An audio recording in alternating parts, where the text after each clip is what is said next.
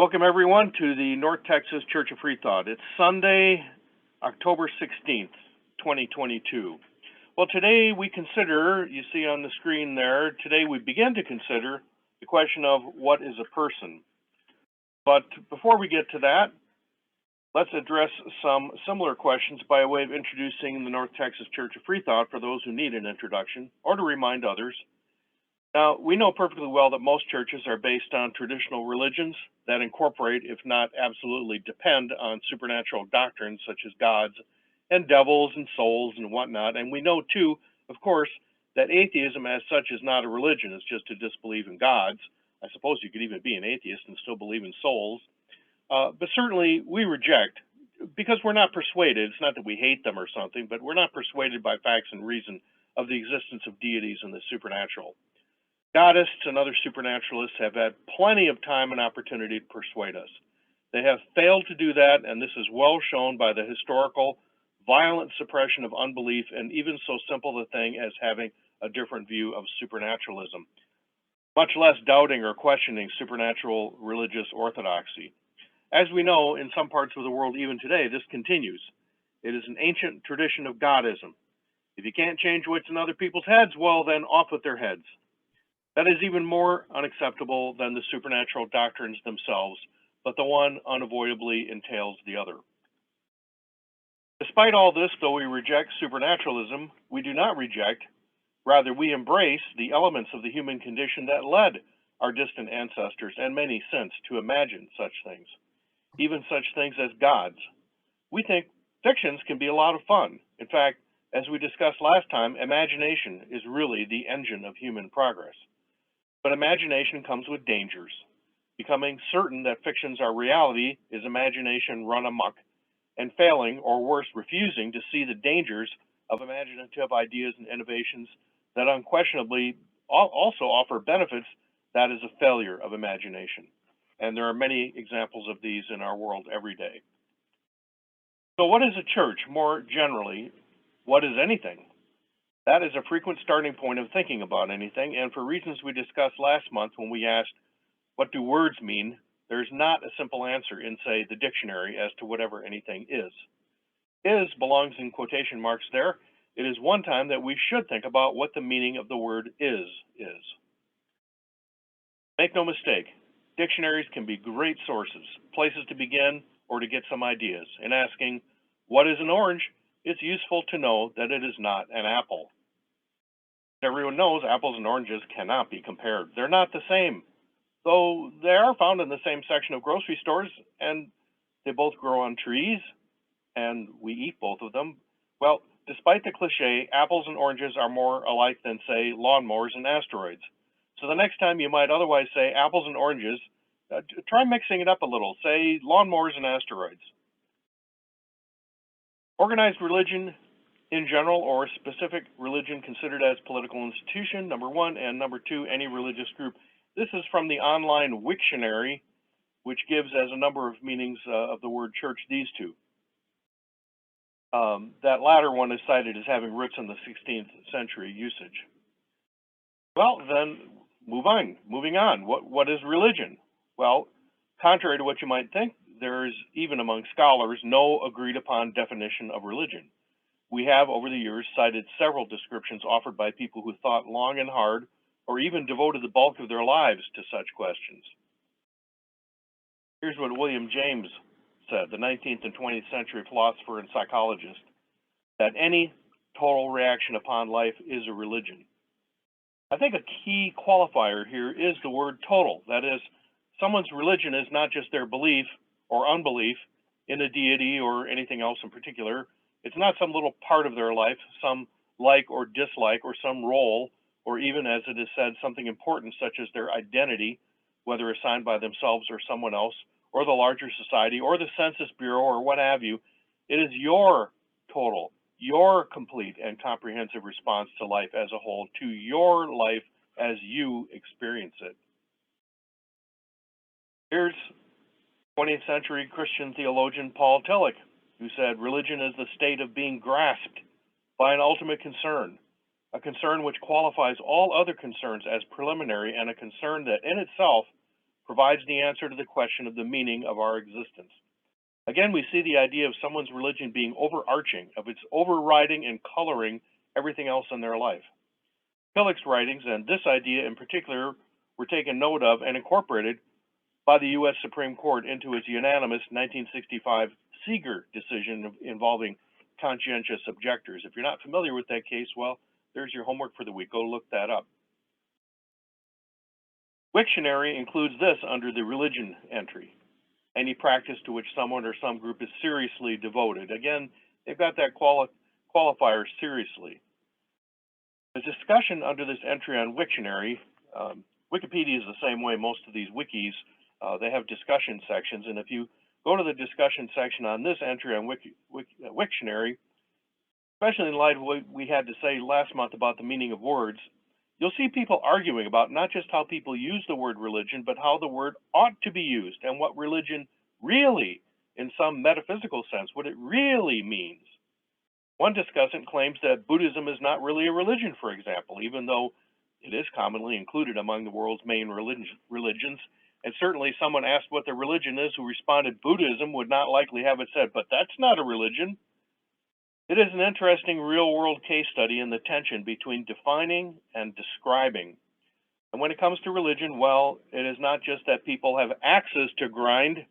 As we observed just a moment ago, people have been using axes on each other for just these reasons for a long, long time. So what is the practice of our religion of Freethought? What are the principles that we follow? What is the ultimate concern that grasps us? What is our total reaction upon life? Well, to begin with, it is an internal, subjective, private, and individual process. It is based on the conviction of the supremacy of facts and reason. Now, of course, the religion of Freethought not being science, the facts in question are not objective facts, and the sense we try to make of them, the reasoning about them, is not open to objective analysis. But the principle is the same, and we can share our accounts of our experiences, though not the experiences themselves, and we can share how we may try to make sense of them. And that kind of sharing can help us in many ways, as we have found out over the years. But in important ways, we are really alone in our struggle. We are, each of us, as Thomas Jefferson said of himself, a sect of one.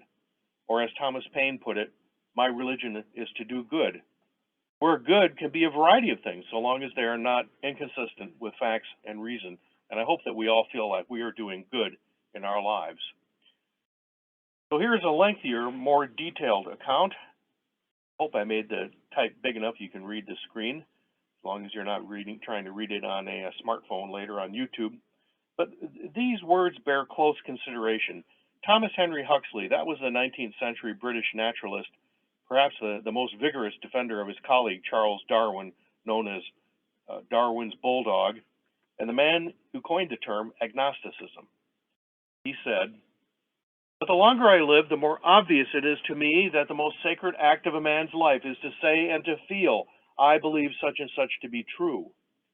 All the greatest rewards and all the heaviest penalties of existence cling about that act. The universe is one and the same throughout, and if the condition of my success in unraveling some little difficulty of anatomy or physiology is that I shall rigorously refuse to put faith in that which does not rest on sufficient evidence, I cannot believe that the great mysteries of existence will be laid open to me on other terms. It is no use to talk to me of analogies and probabilities. I know what I mean when I say I believe in the law of the inverse squares, and I will not rest my life and my hopes upon weaker convictions. I dare not, if I would." You know, those who urge us to believe as they do based on an act of faith need to read something like this and understand deeply what it means. So now let's turn to the question of what is a person. It is no less an interesting and important question than what religion is, or many other things, and it shares somewhat in its having a subjective aspect, because we are all persons, and the philosophical problem of other minds is such that I don't really know for sure if you're a person. You might be what they call a philosophical zombie. But personhood, this question has a number of very practical and important implications. The issue of abortion is clearly one of these, but there are other implications for end-of-life situations, cases of severe disability and brain damage, and even normal childhood and other situations of diminished capacity, whether temporary or apparently permanent. There is a huge literature on these matters that we cannot possibly cover in a reasonable amount of time today, so the focus will be on the question of when a person comes into being as it relates to the abortion controversy, though some of these other situations may be mentioned when appropriate. Interestingly, the word person never refers in the Bible to a pregnancy. But in early Christianity, there was great interest in understanding what a person is. Take a guess as to why. Because of the doctrine of the Trinity, 3 persons and 1 divine being. This is what Berthius, I'm not sure how to say that name, that he had to say on the matter in one of his theological tractates. Boethius was a leading Christian scholar of the 6th century, which is late antiquity. He's often considered the last of the Romans and the first of the medievalists, followed closely in the thought of the 5th century Augustine of Hippo. Boethius is considered a martyr, and like Augustine, although Augustine was not martyred, Boethius was also canonized a saint. In fact, Boethius' remains are in the same crypt as Augustine's in Pavia, Italy. So here's what he wrote sometime before he was killed. We have found the definition of person, that is, the individual substance of a rational nature. And he goes on to say a number of things that a person cannot be, one of which is it cannot be that which is bereft of mind and reason. How interesting. Intelligence, self-awareness, self-control, a sense of time, past and future, the ability to relate, and so forth.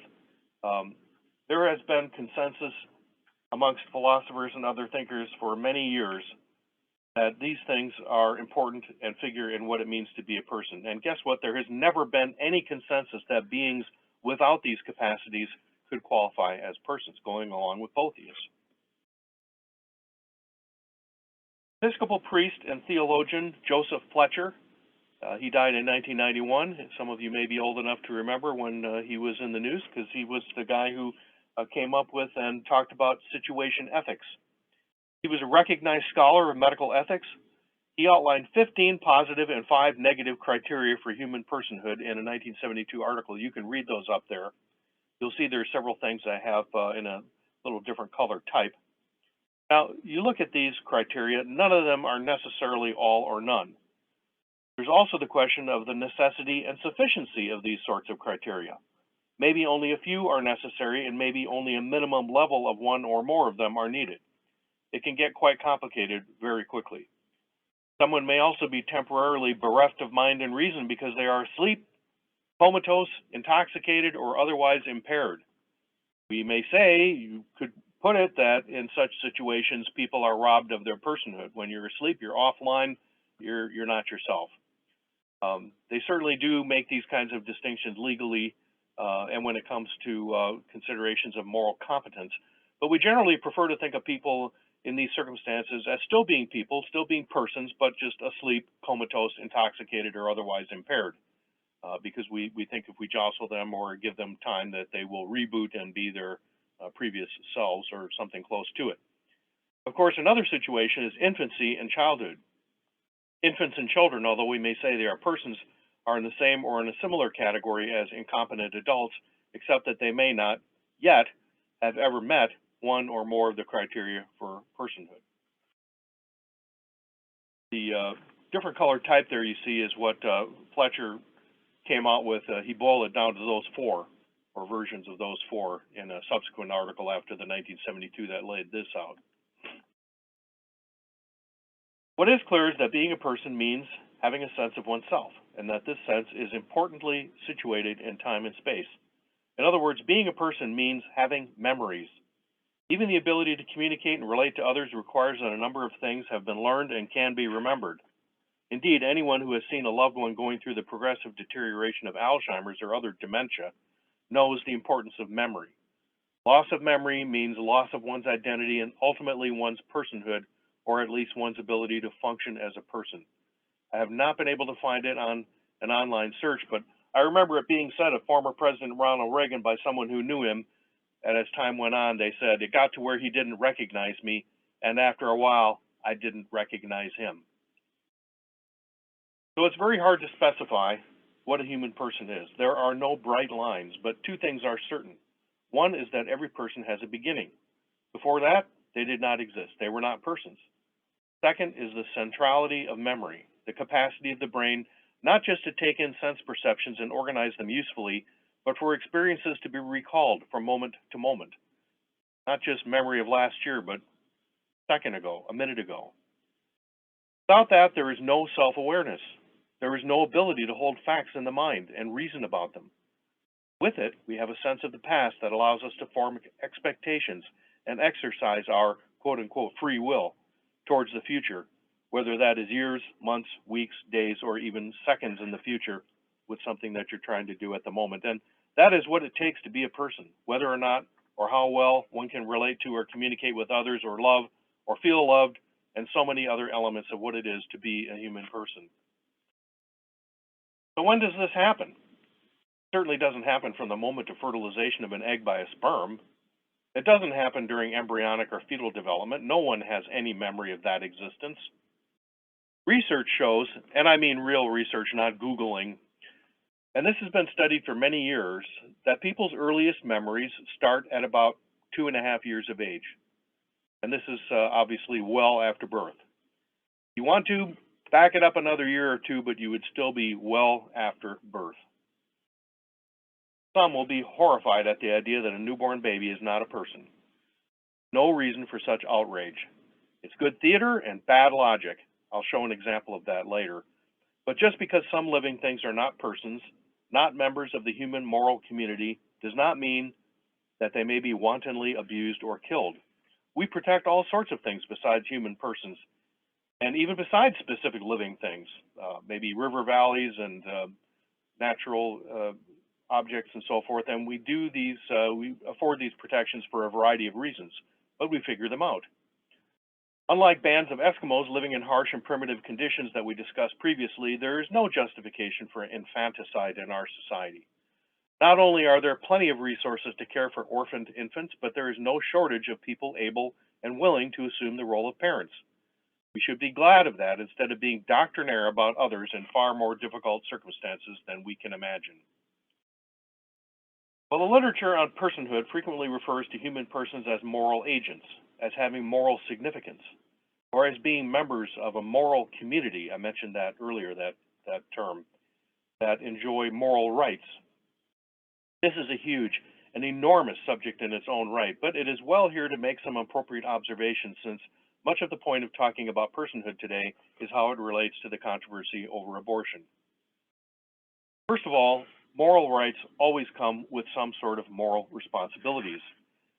If you have a moral right to something, then you have a moral responsibility to respect others exercising that same right. Or others might even have moral obligations to see to it that you have what you're entitled to. If you have a right to life, for example, then others have, for starters, a responsibility not to kill you. But if other people have a right to life, then you have a responsibility not to interfere and hurt them either. And if your right to life is seen to include a right to food, clothing, shelter, and medical care, then others have a responsibility to provide those things to you. And you have a responsibility to provide those things to others. As should be obvious, the idea of rights gets very complicated and confusing, and I think most of us are aware, very contentious very quickly, especially once moral responsibilities become positive duties and not just thou shalt nots. Secondly, there are no rights that are absolute, much less the same for everyone in all situations. This is the case even when it comes to simple negative duties, responsibilities to refrain from certain actions. Just because people have a so-called right to life, does that mean you must obey the injunction, thou shalt not kill, when you encounter an intruder in your home? Must police officers obey it when someone they've stopped reaches inside their jacket or waistband? Which of the fabled 10 Commandments is that anyway? Well, it depends on what numbering system is used. It's either the 5th or the 6th, although it could be the 8th. Thirdly, the idea of rights and responsibilities need not apply to every person in all situations. Children and others with diminished capacity, for example, have already been mentioned, and even the Catholic Church claims that when a child reaches age 7, the age of reason, they become morally responsible and can be damned to hell for committing mortal sins, but not before that, before they reach the age of reason.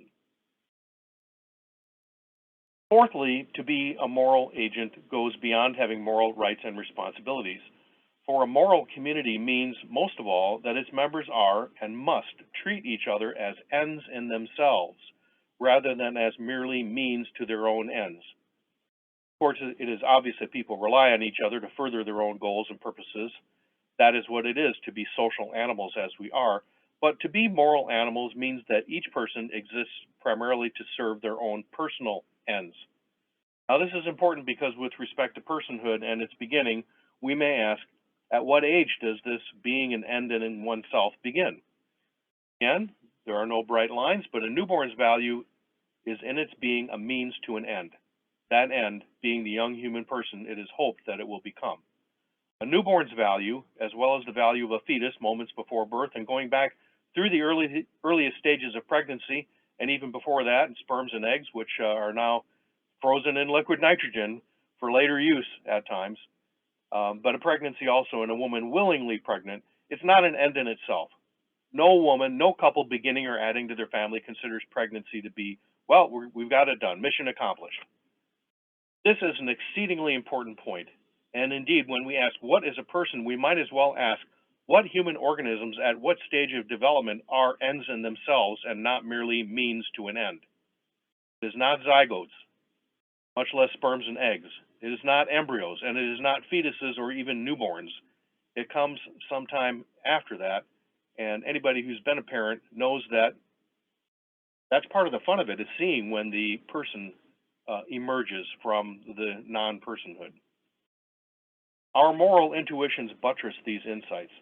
Miscarriages are not grieved in the way that the deaths of children are grieved. When infants or late-term fetuses die, funerals are held, but there is not much to say. They never really had a chance at life, and what was lost were the hopes and expectations for their future. And truth be told, most would prefer to lose a pregnancy or even an infant than a child who has learned to walk, talk, and interact as proto-persons do at a very young age. Beyond that very young age, any such comparison of loss would be an unthinkable Sophie's choice. Facts reinforce this analysis as well. We know that people who abuse children or animals are at risk for moving on to even more serious crimes. But there is no evidence that women who have abortions are more likely to abuse or harm others, including their own children. There's no evidence that physicians who perform abortions are more likely to engage in other criminal acts. Nor, despite unfounded claims, is there evidence of deleterious psychological effects of abortion on women who choose abortion in situations where they're not under duress or had wanted the pregnancy but could not continue because of maternal or fetal conditions. Here's another thing that Joseph Fletcher said. There's his picture up there. This is the guy that came up with those multiple positive and negative criteria for personhood. And this is such an insight here, and it has to do with the being an end in yourself if you are indeed a person and a moral agent. We ought to love people and use things. The essence of immorality is to love things and use people. He was that 20th century Episcopal priest I mentioned earlier who devised those positive and negative criteria. By the way, at age 65, about the time he was writing about personhood, he began having doubts about Christianity and ultimately came to describe himself as, quote, an alienated or unbelieving theologian. There's actually an entry on him on this at the FFRF website, the Freedom from Religion Foundation. So let's also consider the anti-abortion zealots' alternative to this view of personhood. The anti-abortion zealots' claim is that a person is formed, quote, at the moment of fertilization, unquote, when a sperm and egg unite to form a zygote. Everything from there on is a person on this view, all through embryonic and fetal development, birth, childhood, adulthood, old age, and finally death. They play this game by taking advantage of the fact that there are no bright lines when it comes to the beginning of personhood. So pick any point when someone will agree that there is a person and then ask, well, what about the day before that? Knowing that there is no plausible interval when suddenly a person is there, whereas before it wasn't. So I have a little video clip of our own Senator John Cornyn pitted against an abortion rights advocate, Berkeley law professor Kiara Bridges, and that will show a little bit of what I'm talking about. Let me switch to... Do you think a baby that is delivered alive has value? Yes. Do you think that a baby that is not yet born has value? I believe that a person with a capacity for pregnancy has value. They have intelligence, they have agency, they No, have I'm talking about the dignity. baby. And I'm talking about the person with the capacity for And pregnancy. you're not answering the question. I'm asking. I'm answering a more interesting question to me. You think that a baby that is not yet born, let's say the day before this mother delivers, do you think that baby has value? I think that the person with the capacity for pregnancy has value, and they should have the ability to control what happens to their lives. Well, and I just note you refuse to answer the question. You see how it's done? What Senator Cornyn should have been told is that, yes, a child that is born has value, quote unquote, but the question is, to whom? There are no such things as free-floating values. You need a person to have that value. So does a newborn child have value to the senator? Would he adopt it and raise it as his own child? No? Then it obviously does not have much value to him. Would someone else adopt it and raise it as their own child? Clearly, if so, it would have value for that person or persons.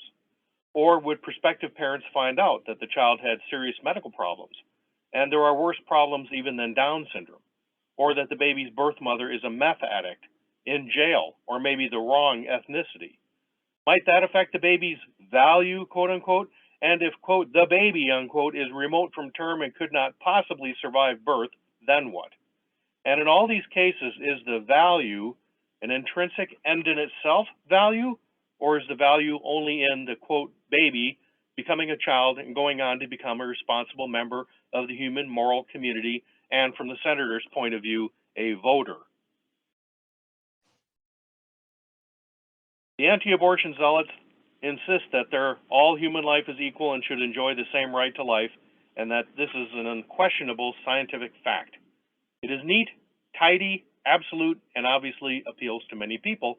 It is, in essence, saying that human personhood is a function of having human DNA, and specifically a unique diploid complement of chromosomes. One sperm and one egg, sort of like one man and one woman. There are many more reasons why this is a foolish and unworkable scheme. To begin with, fertilization is not a moment. What happens when a sperm penetrates an ovum and the two sets of haploid chromosomes come together? Cell division then begins happening, and it's not really been fully worked out, all the things that happen in order for this to proceed. But clearly, a lot has to happen at the molecular level, even if it only takes minutes or hours and not months and years. At what step does the person happen? This would be very important if the process became better understood, because undoubtedly contraceptives could be developed to interrupt the process at some point.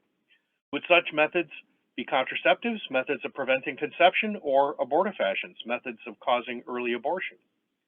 Anti-abortion zealots already claim that things that interfere with the implantation of a blastocyst embryo are abortifacients, and this could include IUDs and even birth control pills, as well as the morning after pill, so-called, which is available over the counter, no prescription needed. This is the craziness that comes into things when religious ideologies dominate. Just as when, for example, Orthodox Jews ponder the problem of whether flicking a light switch is the same as kindling a fire, because kindling a fire is forbidden on the Sabbath. But now we know that not every fertilized egg turns into an embryo. In fact, most don't. That is, it is more likely than not that a fertilized egg does not result in an ongoing pregnancy. So certainly, if somebody took the morning after pill and did not become pregnant, you couldn't go into a court of law and say that it's even more likely than not, let alone beyond a reasonable doubt, that they killed somebody. And now some fertilized eggs go on to a pregnancy that is missing the tissues that would turn into a fetus. This is called an anembryonic pregnancy. What happened to the person in such cases? Is the sac and the other tissues still a person because the fertilized egg that it came from was a person, we're told? Some fertilized eggs go on to form what is called a molar pregnancy. This is basically a growth of placental tissue, kind of an overgrowth of placental tissue really, and again, no tissues that will form a fetus. And some of those, or some variety of those, actually turn into a type of cancer called choriocarcinoma, a kind of cancer of the placenta. Oh yes, all tissues of the body can make cancers. It is also hard to think of a fertilized egg as a unique individual, because we know that on occasion, a few times in 1,000 it is estimated, it forms two genetically identical individuals. and no one knows how often two fertilized eggs or early embryos combine and grow into a single individual consisting of two populations of cells. Look at that lower right picture. That person is called a chimera. They're actually composed of two different populations of cells. I guess they have two souls. One can go to heaven and one can go to hell. Oh my, how complicated it gets when you are talking about supernaturalism. We know more about chimeras now because of in vitro fertilization. When two embryos are transferred, sometimes you get one baby, and you don't know whether that's because one failed and the other one took, or whether maybe they combined and form a chimera. So it just makes no sense to make a fetish out of human zygotes. Sperms and eggs are alive and unquestionably human. Why are they not persons? Because without a sperm to fertilize an egg, or without an egg for a sperm to fertilize, they will die? Well, every person dies, but medical science is all about working to find ways to improve the health and extend the life of persons. In fact, given that most fertilized eggs never turn into people, isn't this the gravest threat to human health? Greater than all the other causes of mortality put together, especially given that heart attacks, strokes, diabetes, and all those sorts of things that there are all sorts of foundations for, those things mostly happen to people who've had a good chance at life and its rewards. Why isn't the entire budget of the National Institutes of Health devoted to researching and finding a cure for spontaneous abortions? Well, guess what? The anti-abortion zealots just dismiss all that. I've engaged some of them on Facebook. They just say, well, those fertilized eggs were defective from the start. Defective from the start. Really? So now the defenders of what they claim is human life, that is every bit as important as anyone else, the same people that call pro-choice people Nazis and so on and so forth, and they don't even like any kind of abortion for serious birth defects, and they claim that all these fertilized eggs and everything that follows, they're just as important, if not more important, than the lives of pregnant women. Now suddenly they don't care about defective persons if they're defective fertilized eggs that are never going to turn into babies as it stands? As I said at the outset, the subject of human personhood is an important and really a fascinating subject for all sorts of reasons, but to equate it with human protoplasm makes it ridiculous. It trivializes the whole notion of human personhood and the human moral community. Yet, ironically, it's championed by people who usually deny and denigrate materialism. These are the same people who often reject much else that we know about chromosomes and DNA that substantiate the evolutionary origins of humans in a common ancestor with chimpanzees.